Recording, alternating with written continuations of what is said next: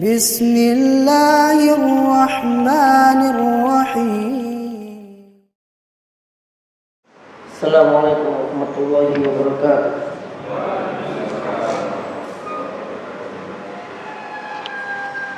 Alhamdulillah wassalatu wassalamu ala Rasulillah wa ala alihi wa sahbihi wa wala wala haula wala quwata illa billah, amma ba'du.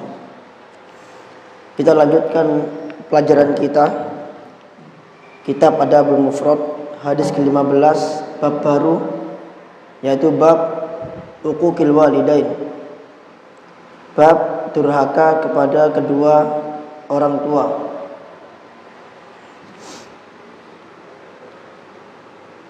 Qala al-Bukhari rahimahullah, Al-Imam Bukhari rahimahullah berkata, haddatsana Musaddad qala, telah menceritakan kepada kami Musaddad, dia berkata, haddatsana Bishr bin Mufaddal qala, telah menceritakan kepada kami Bishr bin Mufaddal qala, dia berkata, haddatsana Al-Jurairi, telah menceritakan kepada kami Al-Jurairi an Abdurrahman ibn Abi Bakrah, dari Abdurrahman bin Abi Bakrah, an abihi, dari bapaknya, berarti bapaknya Abdurrahman yaitu Abu Bakrah. Qala, dia berkata, si Abu Bakrah ini, qala Rasul sallallahu alaihi wasallam, Rasul sallallahu alaihi wasallam bersabda, ala unabbiukum, maukah kalian aku kabarkan, bi akbaril kabair, tentang dosa yang paling besar. Kabair ini artinya dosa besar. Kabair ini artinya dosa besar. Dari dosa besar itu ternyata ada yang lebih akbar lagi, ada yang lebih gede lagi. Udah dosa besar plus lebih gede lagi. Berarti dosa besar yang paling besar. Salasan, Nabi mengatakannya 3 kali. Ala unabbiukum bi akbaril kabair, ala unabbiukum bi akbaril kabair, ala unabbiukum bi akbaril kabair. Sesuatu yang diulang-ulang itu menunjukkan perkara yang penting dan perkara yang besar dan perkara yang seseorang harus berhati-hati.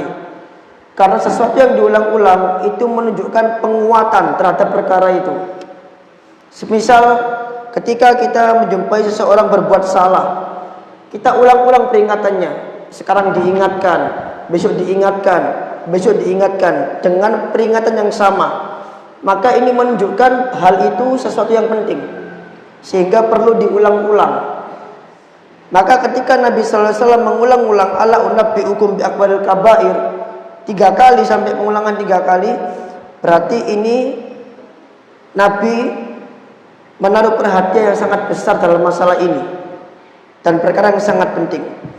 Qalu, maka para sahabat berkata, berarti saat itu Nabi sallallahu alaihi wasallam sedang bermajelis bersama para sahabat. Ini menunjukkan bahwa para sahabat Rasul sallallahu alaihi wasallam itu sering sekali bermajelis dengan Nabi sallallahu alaihi wasallam, sering sekali hadir ke majelis ilmu. Bala ya Rasulullah, ya tentu wahai Rasulullah, kata para sahabat. Qala, maka Rasul mengatakan, al-isyraku billah, yang pertama adalah syirik kepada Allah. Wa uququl walidain, durhaka kepada kedua orang tua. Wa jalasa wa kana muttaqian, pada saat beliau mengatakan al-isyraku billah wa uququl walidain, ini beliau mengatakan sambil duduk dan sender ke tembok. Duduk dan sender ke tembok. wa qauluz zur, dan ucapan palsu. Dan ucapan palsu. Kok ada beda kayaknya di sini?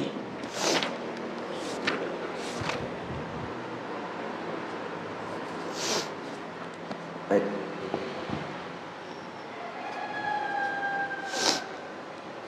Nah, ketika beliau sallallahu alaihi wasallam mengucapkan ala wa qaulaz zur ini, maka beliau yang awalnya senden duduk biasa dan gak senden, langsung mengucapkan ala wa qauluz zur, dan juga ucapan palsu, persaksian palsu.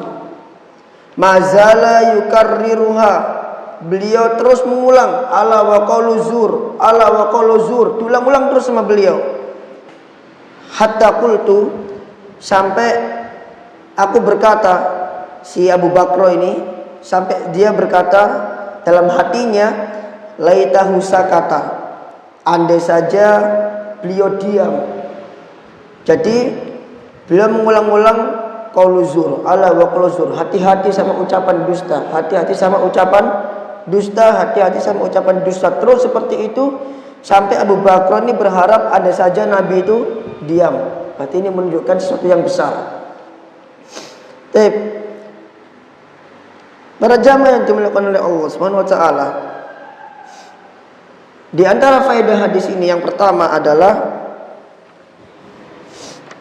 bahwasannya dosa itu bertingkat-tingkat, dari mulai yang paling kecil sampai yang paling besar. Ini ditunjukkan dari sabda beliau, bi akbaril kabair, dosa yang paling besar, berarti ada yang paling kecil.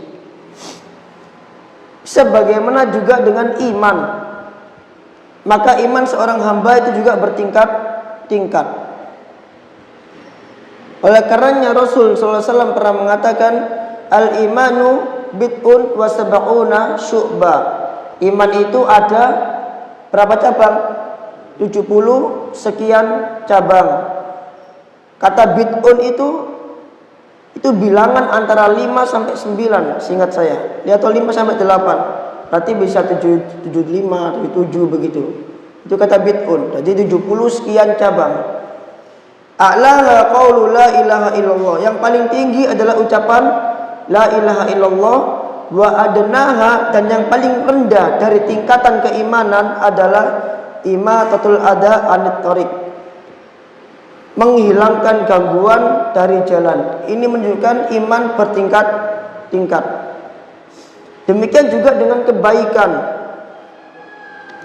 Kebaikan juga bertingkat-tingkat. Mulai dari kebaikan yang paling Allah cintai sampai kebaikan yang biasa-biasa saja. Mulai dari kebaikan yang paling afdol sampai kebaikan yang biasa-biasa saja. Sebagaimana dalam hadis pertama, seorang sahabat bertanya kepada Rasul, "Ya Rasulullah, ayyul amalil afdal?" Amal apakah yang paling utama? Berarti amal juga bertingkat-tingkat. Maka ketika dosa ini bertingkat-tingkat para jamaah, maka Nabi menunjukkan tingkatan dosa. Menunjukkan tingkatan dosa. Yang pertama, tingkat yang pertama yang paling besar adalah al-isyraku billah, syirik kepada Allah. Syirik itu apa? Menyekutukan Allah. Yaitu bahasa kita. Definisi jelasnya apa? Kalau beribadah kepada selain Allah, kafir sudah, bukan syirik lagi. Ringkasnya, syirik itu adalah seperti yang dikatakan Ustaz Ridwan, tasbiyatu billahi ghairillahi bima huwa min khosaisillah, menyamakan Allah dengan selain Allah pada apa-apa yang hal itu menjadi kekhususan bagi Allah saja.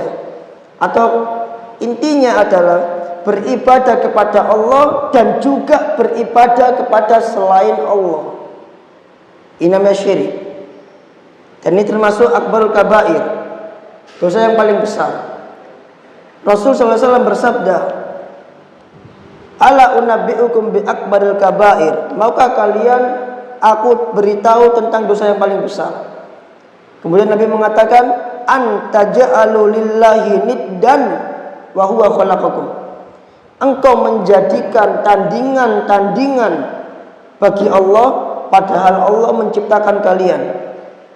Ini syirik. Dan syirik ini ma'asyiral muslimin itu ada dua, asyirkul akbar dan asyirkul asghar. Syirik besar dan syirik kecil. Ini saya mau ngetes pengetahuan tauhid jenengan ini. Apa bedanya syirik besar dan syirik kecil? Satu,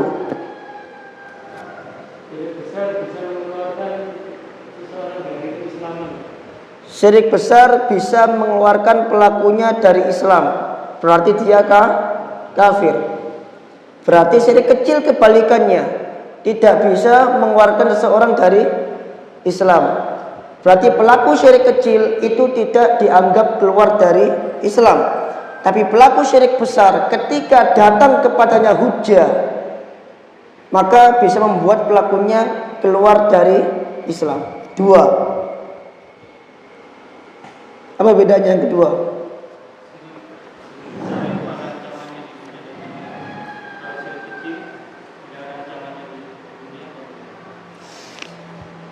Tidak. Yang namanya dosa pasti ada ancaman di akhirat.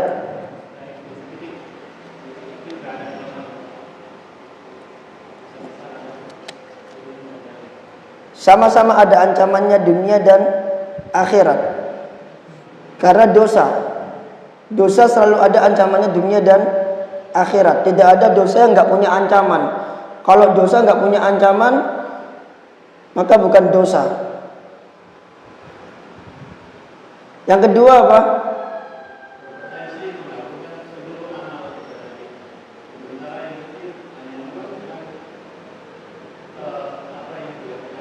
Baik, barakallahu fik. Yang kedua, pelaku syirik besar itu akan menghapuskan semua amalan dia dari A sampai Z. Karena dia kafir, maka terhapus semua amalannya. Allah berfirman kepada Nabi kita Muhammad, la in asyrakta la yahbatanna amaluk. Kalau kau berbuat syirik wahai Muhammad, maka akan terhapus semua amalanmu dari A sampai Z. Karena dia kafir.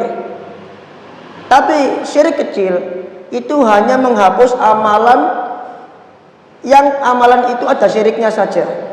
Misal panjenengan sholat 5 waktu, yang kemasukan syirik kecil hanya satu sholat saja, maka satu sholat itu yang hilang pahalanya. Adapun sholat lainnya pancet, nggak akan menghilangkan pahala dia. Jadi syirik kecil itu hanya menghilangkan pahala yang ada yang berkaitan dengan perbuatannya. Tapi kalau syirik besar 5 waktu hilang semua pahalanya. 3. Apa 3 Pak?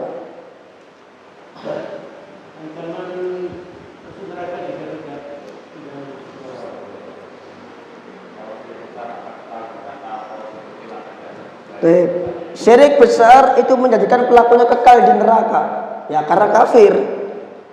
Syirik kecil itu tidak menjadikan pelakunya kekal di neraka. 4.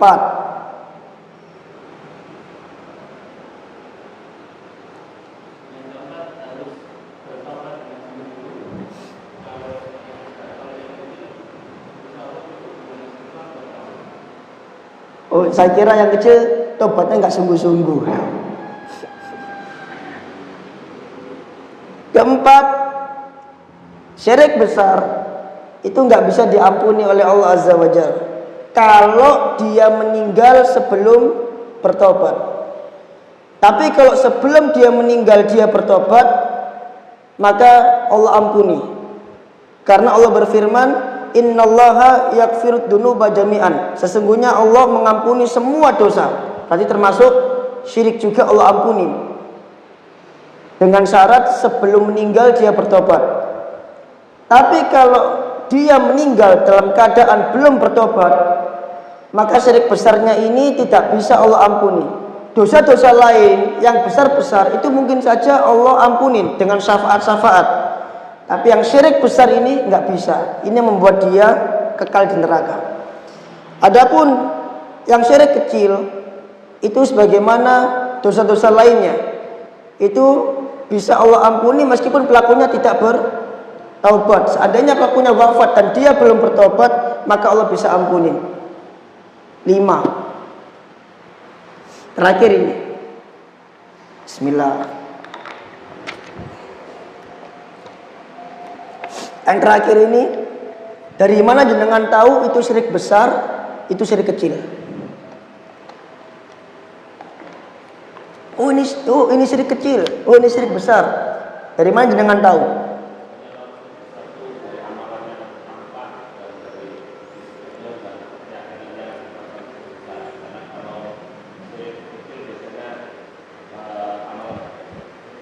Syirik kecil amalan hati, syirik besar bisa juga amalan hati, karena syirik besar dari keyakinan hati. Orang yang meyakini ada tandingan selain Allah, dia bisa syirik besar, meskipun nggak mengamalkan, tapi dia meyakini.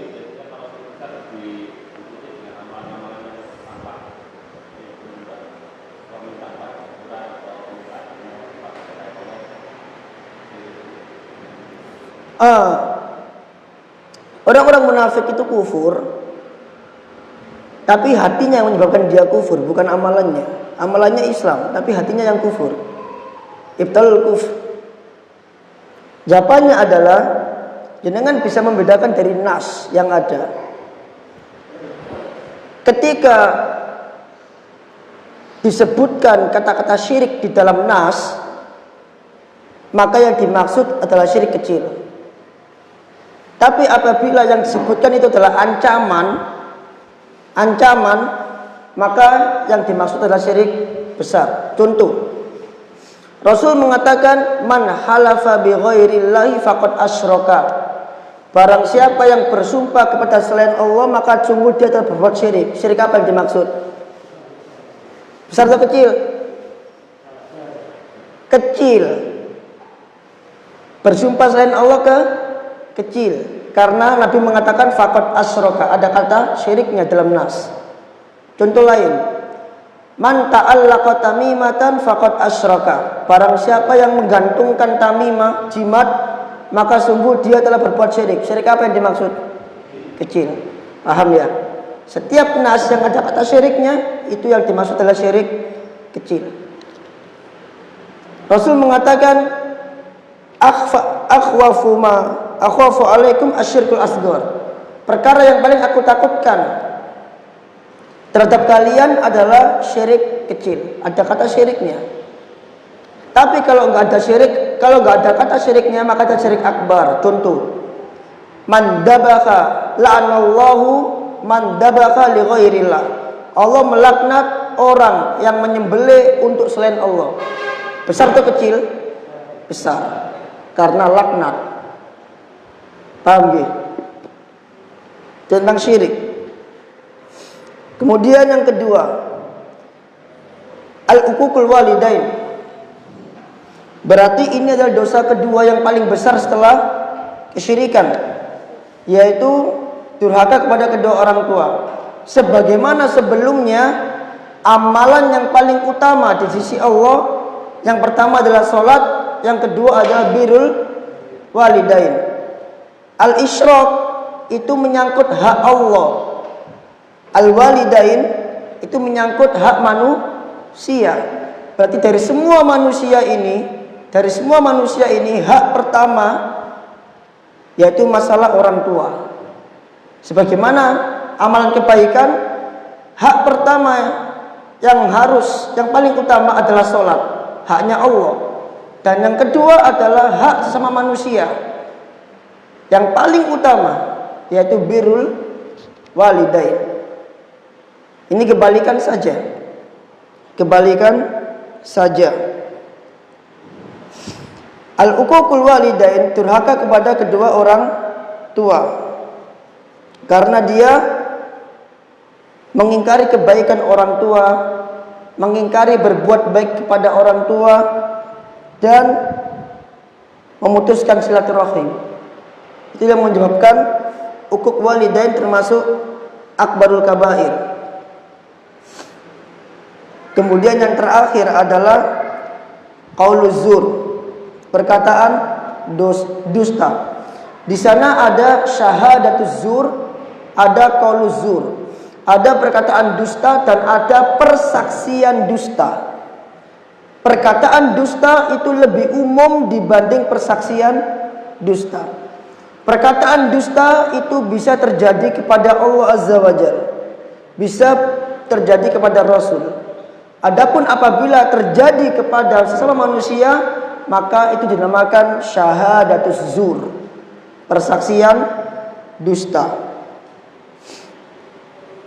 Kita coba masuk ke syarahnya. Itu di beberapa faedah dari saya. La syakka anna syirka wa uquqal walidain asyaddu ithman min syahadatiz zur. Tidak diragukan lagi bahwasanya syirik dan durhaka kepada orang tua itu dosanya lebih besar dibanding persaksian dusta. Lakin lamma kanat syahadatuz zur al-hamilu 'alaiha umurun katsiratun kararroha. Tetapi persaksian dusta itu adalah sebuah perkara yang membawa perkara yang sangat banyak yang berulang-ulang.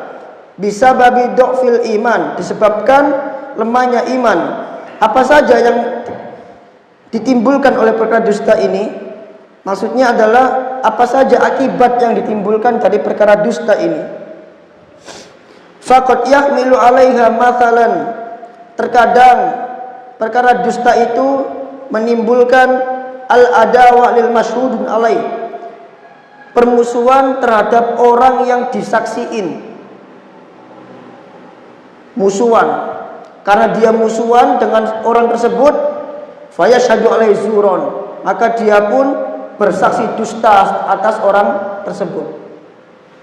Au yahmilu 'alaiha naf'ul masyhud, atau dikarenakan ingin memberikan manfaat kepada orang yang disaksikan tersebut. Al-masyhud ini salah, tapi karena saksi ini ingin mendapatkan manfaat, fee atau duit misalkan, maka dia pun melegalkan az-zur, persaksian dusta. Fayuridu an yanfa'al masyhudun alaih, karena dia ingin agar orang yang disaksiin ini memberi manfaat pada dirinya. Kamu saksi, kamu jadi saksi ya, nanti aku kasih duit. Kayak pengacara-pengacara yang membela para tersangka yang jelas-jelas bersalah. Akhirnya mau nggak mau pengacara ini melakukan apa? Syahadatuz zur, kesaksian dusta. Kenapa kok rela demikian? Li'annahu qaribun lahu, karena bisa jadi orang tersebut dekat sama dirinya. Au sadiqun lahu, atau temannya, atau yakmiluhu ala syahadatuz zur, yang membuat seseorang bersaksi dusta, ariswa, nyogok, disogok sehingga dia mampu bersaksi dusta. Fatajidu ba'dun nasi yaqulu mathalan, maka engkau akan mendapati sebagian manusia mengatakan, misal, ya fulan anta ta'lam sidqi, hei fulan, kamu ini kan temanku. Fayaqulu, maka dia mengatakan, na'am a'lamu sidqaka, ya aku tahu kalau aku temanmu. Fayaqulu, maka dia mengatakan, ishhadli, bersaksilah untukku. Karena teman, bolo dewe, konco dewe. Siapa tahu dengan harapan kalau konco dewe ini lebih ringan hukumannya. Ini yang dilakukan oleh Bani Quraidah, Yahudi Bani Quraidah. Ketika Nabi mau menghukum mereka, mereka nggak mau. Mereka kepingin yang menghukum mereka itu sekutunya mereka, yaitu suku Aus. Ternyata suku Aus itu Sa'ad bin Mu'ad. Mereka berharap agar Sa'ad bin Mu'ad ini bisa meringankan hukuman mereka, sebagaimana Bani Nadir bangsa Yahudi Bani Nadir dan bangsa Yahudi Bani Qainuqa.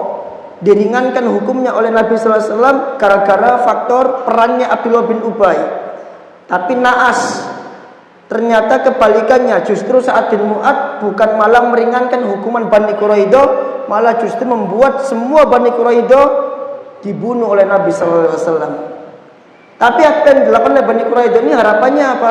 Barangkali dengan adanya Sa'ad bin Mu'adz itu mereka lebih ringan, cukup diusir dari Madinah saja selesai. Karena hukuman bagi yang mengkhianati perjanjian dengan Nabi SAW itu adalah hukuman mati. Itu tercantum di piagam Madinah. Barang siapa yang mengkhianati perjanjian ini maka dia dihukum mati. Itu dilakukan oleh bangsa Yahudi.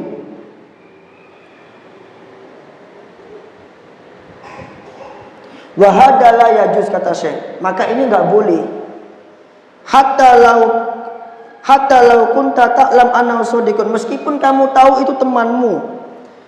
Walau man asdaqan nas, dan yang paling jujur, la tashhad illa bima alimta, maka engkau nggak boleh bersaksi kecuali pada sesuatu yang engkau tahu saja.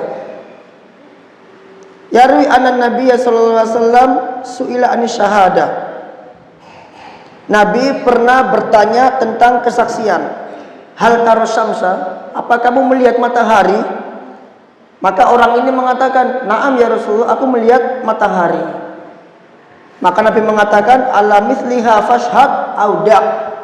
Semisal inilah engkau bersaksi, atau kalau engkau enggak lihat, jangan bersaksi, tinggalin.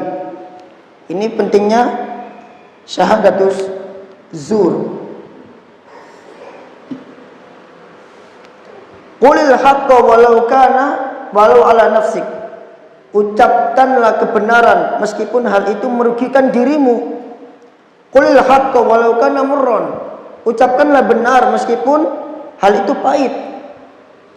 Fala tamna'aka qarabatul qaribi. Janganlah sahabatmu yang paling dekat, kerabatmu yang paling dekat menghalangimu antu addi syahadatul haqqi, untuk bersaksi benar. Dulur dewe, enggak boleh sampai menghalangi kita untuk bersaksi yang benar. Addin syahadatul haqqi walau kana qariban. Tegakkanlah persaksian yang benar meskipun itu adalah temanmu sendiri, kerabatmu sendiri. Walau kana faqiran, meskipun dia orang fakir, lek salah ya ucapkan salah. Fala yahmiluka kaunuhu faqiran an taqula ana ashhad lahu hatta ya'tiyahu malun la yastahiqu. Jangan sampai gara-gara dia fakir menyebabkanmu untuk berkata aku bersaksi kepadanya sampai dia mendapatkan harta yang dia tidak berhak untuk mendapatkan harta tersebut. Wala yahmiluka kaunuhu ghaniyan. Jangan sampai hanya karena dia kaya menyebabkan engkau bersaksi untuk mendapatkan manfaat dari dirinya. Enggak peduli mau kaya mau miskin, tetap ucapkan yang benar. Tetap ucapkan yang benar. Bal alaika an tashhada bil haqqi, bahkan wajib atasmu untuk bersaksi yang benar.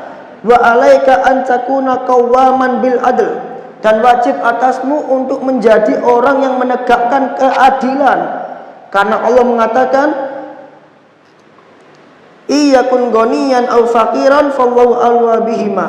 Kalau seandainya dia kaya atau fakir, maka Allah lebih berhak daripada dua orang tersebut. Artinya kesaksian jujur itu terikat dengan Allah Azza wa Jalla.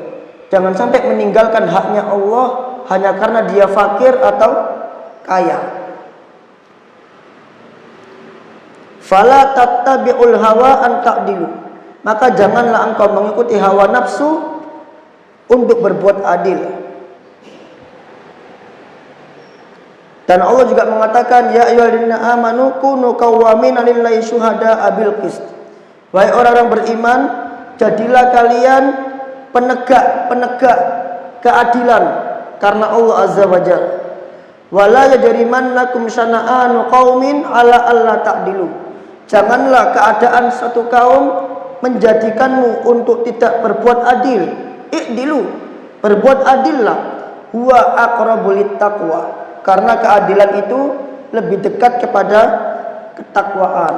Dan ini dialami oleh sahabat Nabi sallallahu alaihi wasallam, di mana waktu itu Nabi sallallahu alaihi wasallam mengutus sahabat ini menuju Khaybar, karena Khaybar sudah ditaklukkan. Khaybar itu benteng milik kaum Yahudi yang telah ditaklukkan. Nabi utus dia untuk membagi harta-harta yang didapat dari Khaybar. Faja'al Yahud, kemudian datanglah orang Yahudi, yatufuna, dia mengelilingi sahabat tersebut. Wa yatlubuna minhu, kemudian dia minta agar diberi lebih dari harta yang dibagi. Jadi harta itu sudah dibagi sama para sahabat, orang Yahudi ini minta lebih. Maka dia mengumpulkan harta, mau nyogok sahabat ini agar diberi lebih.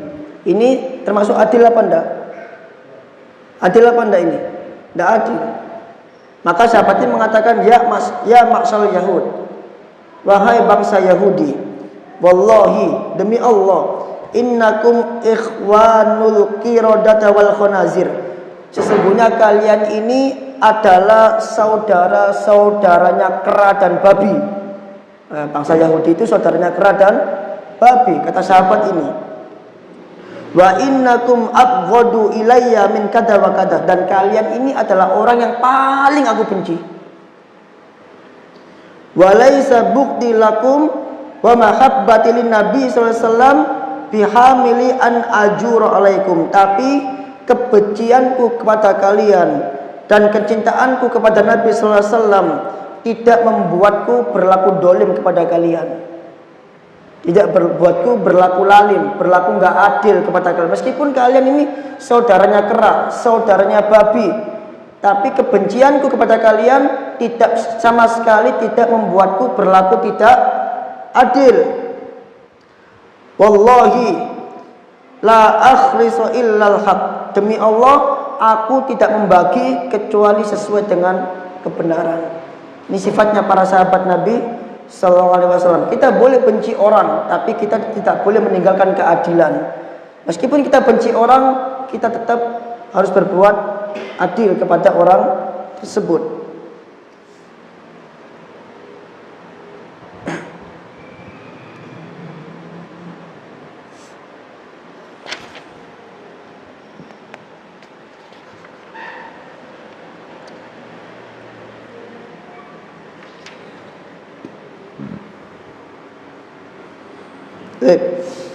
Kemudian faedah yang terakhir dari hadis ini.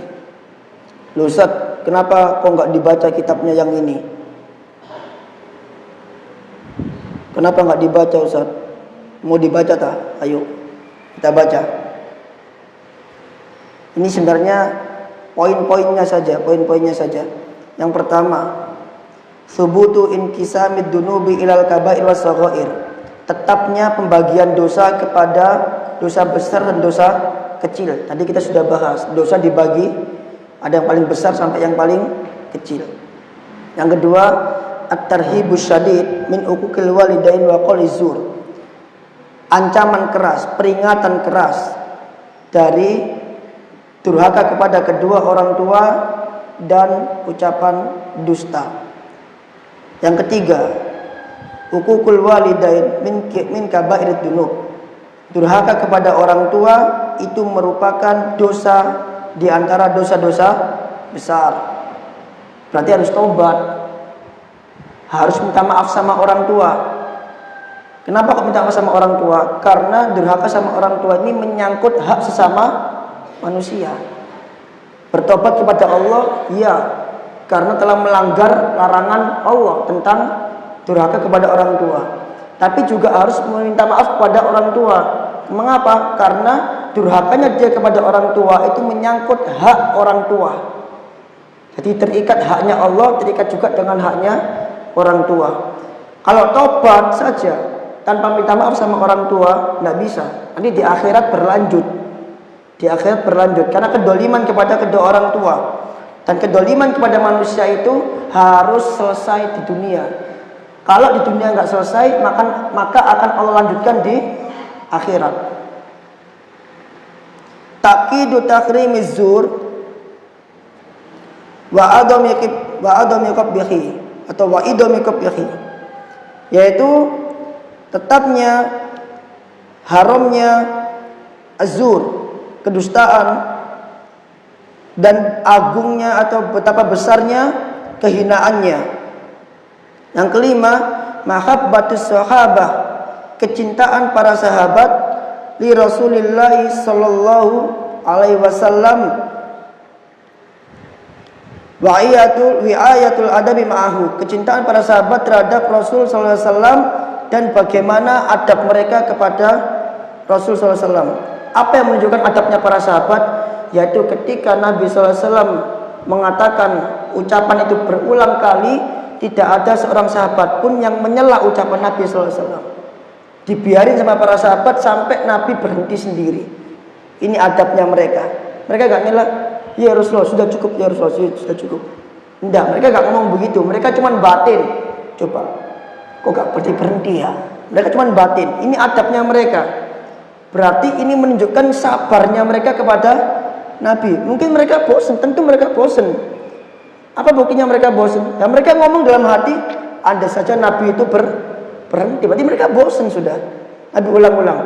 Tapi mereka sama sekali tidak menyela apa yang diucapkan oleh Nabi. Mereka tetap sabar dengan apa yang diucapkan oleh Nabi. Ini adabnya para sahabat, adabnya murid kepada guru. Jangan ngobrol kalau orang lain sedang bicara. Jangan menyela kalau orang lain sedang bicara. Kemarin saya khutbah, saya bilang kalau ada orang khutbah jangan ngobrol. Ini kan termasuk adab.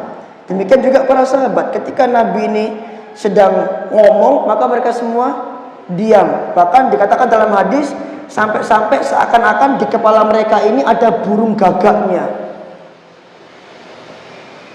Sampai-sampai di kepala mereka ini ada burung gagaknya. Artinya mereka tertunduk diam. Sebab kalau orang gerak, ada burungnya apa enggak? Enggak ada, burungnya pasti terbang. Ketika dikatakan seakan-akan di kepala mereka ada burungnya, burung yang hinggap, maka burung itu bakal hinggap pada sesuatu yang sifatnya diam. Maka ketika Nabi ngomong itu para sahabat diam dan tidak bergerak sama sekali, bahkan tidak berbicara. Artinya nggak bergerak itu begini Pak Asrosmin. Kalau misalkan jenengan silo, seterusnya silo, nggak selonjor, nggak leget-leget, nggak pegel, nggak ada tempat, enggak. Jadi jenengan silo sabar. Dan itu pernah dilakukan oleh para sahabat dari subuh sampai maghrib. Dengerin Nabi khutbah dari subuh sampai maghrib dalam Bukhari. Dan itu mereka duduk, istirahatnya kapan? Istirahatnya ketika waktu adzan, baru istirahat. Setelah sholat Nabi lanjut khutbah. Itu dari subuh sampai maghrib. Dan para sahabat tidak merubah duduk mereka. Jadi lek silo. Lek kita enggak, kita silo beberapa menit wis geringgingan Pak rasanya. Selonjor pegel, geser maneng. Pegel maneng, geser lagi. Pundake boyoken senden. Ini kita ini. Tapi sahabat enggak. Sahabat itu dia diam sampai Nabi selesai. Ini yang dimaksud adabnya mereka kepada Nabi sallallahu alaihi wasallam. Jadi sahabat itu orang yang sopan-sopan sama Nabi sallallahu alaihi wasallam. Barakallahu fik. Barangkali ada pertanyaan, monggo. Biasanya, silakan Pak. Bismillah.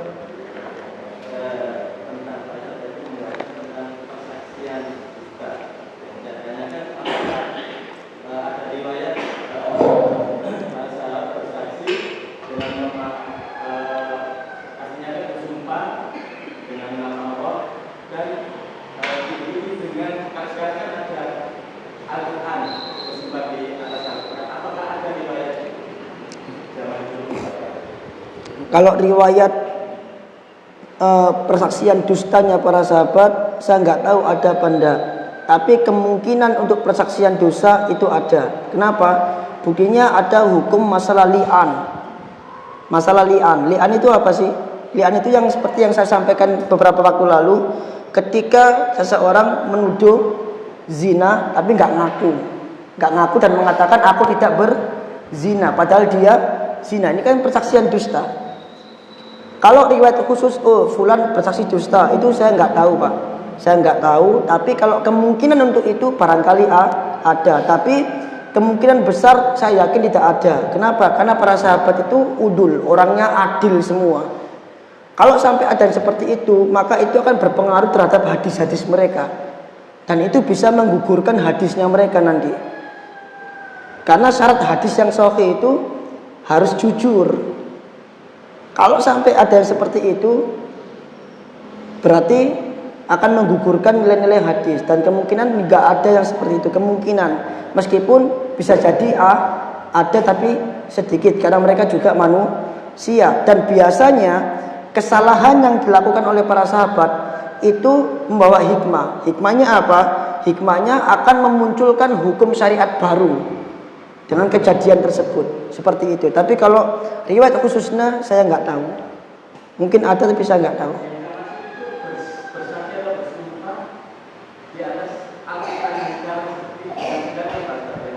Nggih.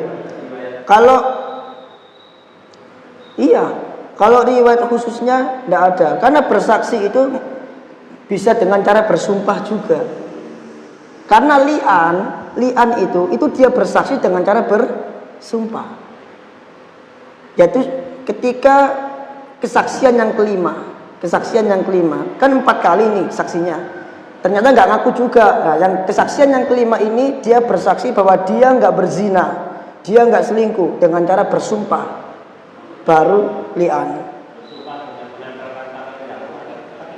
Di Al-Qur'annya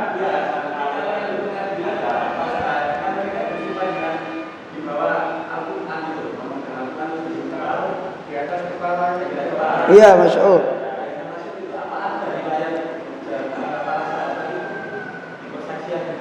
Al-Quran tidak ada, karena waktu itu Al-Quran belum terbentuk mushaf.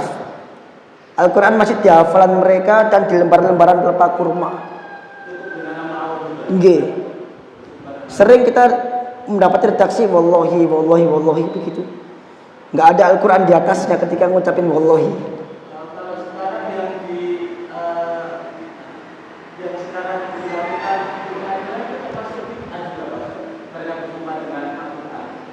Bisa jadi kita nggak bisa langsung menghukumi bid'ah. Mengapa? Karena bisa jadi di sana ada hukum-hukum fikih yang terkait, yang mungkin kita nggak tahu, karena fikih itu luas.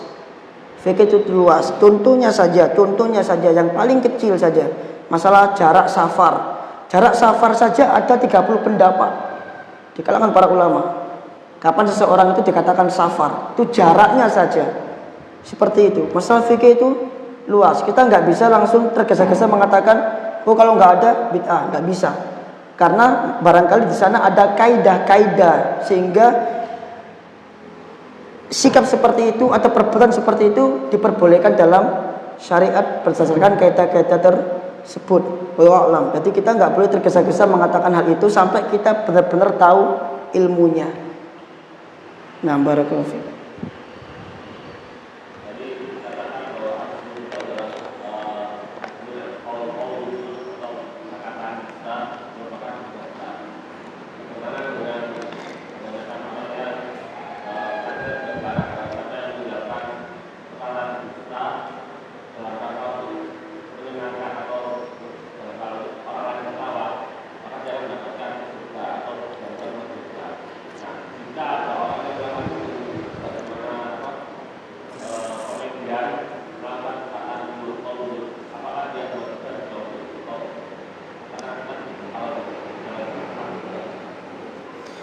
Ada beberapa ucapan dusta yang diperbolehkan di dalam Islam. Imam Nawawi mengatakannya dalam Riyadhus Shalihin tentang hal-hal yang ucapan dusta yang diperbolehkan. Misalkan ketika mendamaikan suami istri maka diperbolehkan berdusta, atau melakukan siasat perang maka diperbolehkan berdusta. Adapun pelawak maka sudah ada nas khususnya, celakalah seseorang yang yang dia berdusta untuk menjadikan orang lain tertawa. Artinya tertawanya orang tersebut karena kedustaan tersebut. Dan itu bukan, nggak ada maslahatnya sama sekali. Jokes dan lain sebagainya itu nggak ada masalahnya sama sekali. Buktinya apa? Realitanya adalah apa yang dilakukan oleh para pelawak itu semua kadang sampai kepada tahap istihza, sampai kepada tahap menjadikan agama sebagai guyonan. Berarti nggak ada kebutuhan di situ, nggak ada kebutuhan, gitu loh. Jadi apa yang dilakukan pelawak tentu berbeda dengan berbohong yang memiliki maslahat. Apa yang dilakukan pelawak itu nggak ada masalahnya. Pelawak itu dia menyenangkan orang lain, tapi dirinya sendiri belum tentu senang. Belum tentu senang. Lihat para pelawak yang bercerai dengan istrinya, KDRT dan lain sebagainya. Kerjanya apa? Menyenangkan orang lain, tapi dia senang apa enggak dirinya? Enggak senang. Jadi nggak ada kebutuhan untuk itu. Nggak ada kebutuhan. Nggak ada yang namanya kedustaan itu bermaslahat. Dalam masalah melawak lo ya, dalam masalah melawak. Jadi nggak ada kebutuhan untuk itu, ya kan? Kalau seandainya melawak itu baik, seharusnya orang yang melawak adalah orang yang paling bahagia. Mr. Bean, pelawak, matinya bunuh diri, berarti dia nggak bahagia.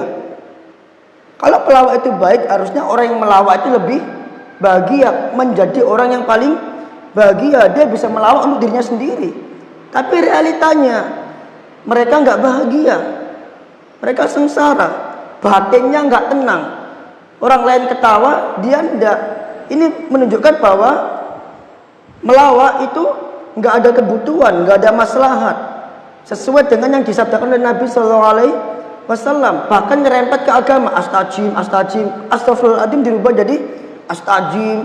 Ya Allah, apa ini? Dibuat istihza. Bisa menjadikan seseorang batal imannya, karena istihza termasuk nawakidul Islam. Dan pelawak nggak senang dia, dirinya nggak bahagia. Mr. Bean tadi, siapa namanya Mr. Bean itu?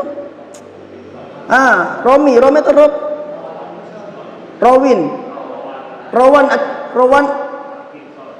Ya situlah. Dia bunuh diri, padahal dia orang yang paling lucu sedunia, tapi batinnya nggak senang, matinya bunuh diri. Ini menunjukkan bahwa kita nggak ada kebutuhan tentang melawak. Melawak apakah boleh? Boleh, tapi dengan cara yang tidak dusta. Karena Nabi SAW juga pernah melawak, juga pernah bercanda, tapi Nabi tidak pernah memasukkan unsur kedustaan di dalam bercandanya beliau SAW. Adapun pelawak hari ini untuk menjadikan orang tertawa, mereka menjadikan skenario hal-hal yang dusta yang nggak pernah terjadi hanya untuk agar tertawa. Bahkan tidak jarang juga dimasuki unsur-unsur kesyirikan, hipnotis dan lain sebagainya, hanya untuk orang lain tertawa. Bahkan juga tidak jarang dimasukkan unsur-unsur membuka aib orang lain, sehingga ketika orang tahu aib tersebut ketawa semuanya, tercela sekali, terkumpul banyak pada dirinya tercela. Oke lah, katakanlah pelawak itu ada manfaatnya Ustaz. Iya, kita katakan ada manfaatnya, tapi mudorotnya lebih besar dibanding manfaatnya. Kapan? Ketika Anda memasukkan unsur kedustaan, unsur-unsur yang haram ke dalam melawak tersebut. Tapi kalau jenengan ngelucu, tapi emang kalau jujur orang bisa ketawa enggak? Enggak bisa. Jenengan di panggung, jenengan jujur, orang nggak bakal ketawa. Orang malah mikir, ini orang khutbah apa ngelawak? Orang itu ketawa karena jenengan bohong, gitu loh. Paham ya? Kalau jenengan nggak bohong, itu orang nggak bakal ketawa. Stand up comedy itu dia kan bohong. Dia ngolokkan orang lain biar orang lain ketawa. Jokes itu dia ngolokkan orang lain biar orang lain ketawa. Kalau stand up comedy, jenengan berdiri ngelawak, nggak ngolokkan orang lain, ketawa ndak orang-orang? Nggak ketawa, jenengan kalah. Dalam kontes stand up comedy jenengan akan kalah. Jenengan itu akan menang kalau jenengan melakukan kemungkaran, ngolokkan orang lain, membuka aib orang lain, menjadikan agama bahan candaan, baru jenengan bakal menang. Ini yang ada dalam unsur-unsur melawak, nggak ada masalah sama sekali.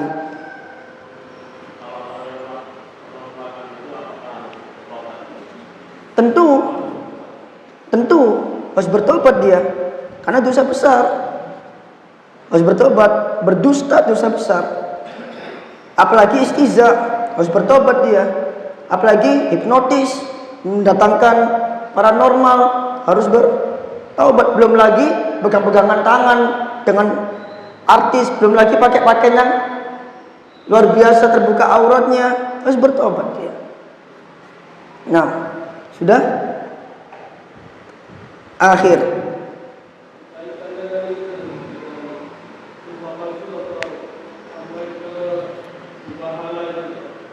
Mubahalah.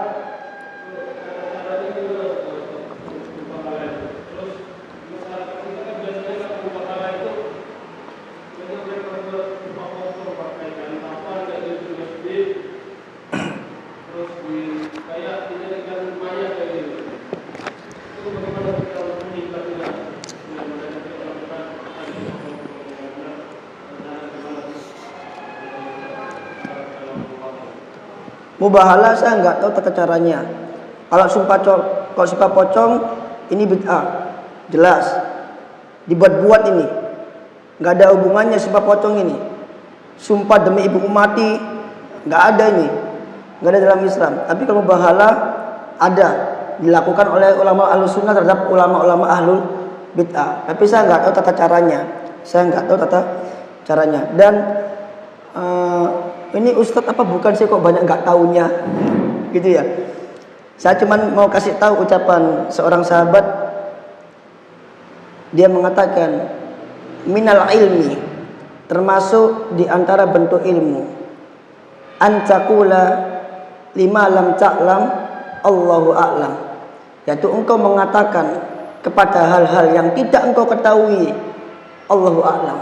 Jadi kalau nggak tahu, saya katakan tidak tahu, dan ini bukan sesuatu yang tercela. Adapun penilaian orang itu masing-masing berbeda. Kita tidak bisa berharap semua manusia itu ridho. Imam Malik saja, Imam Malik dari 40 pertanyaan yang diajukan atau 30 pertanyaan yang diajukan, dia hanya menjawab beberapa saja.